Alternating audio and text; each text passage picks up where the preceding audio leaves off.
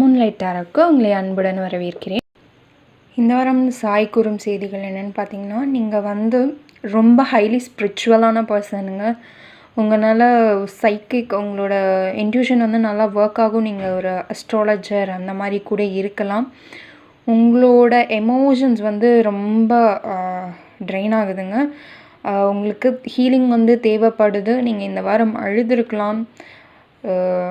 சாய்பாபா கிட்ட சொல்லி என்னோடய பிரச்சனைகள்லாம் தீர்த்து வைங்க அப்படின்னு சொல்லிட்டு கண்டிப்பாக அவர் தீர்த்து வைக்க போகிறாரு. உங்களுக்கான டிவைன் டைம் கூடிய சீக்கிரம் வரப்போகுது. ஸோ உங்கள் கோபத்தை மட்டும் கட்டுப்படுத்துங்க.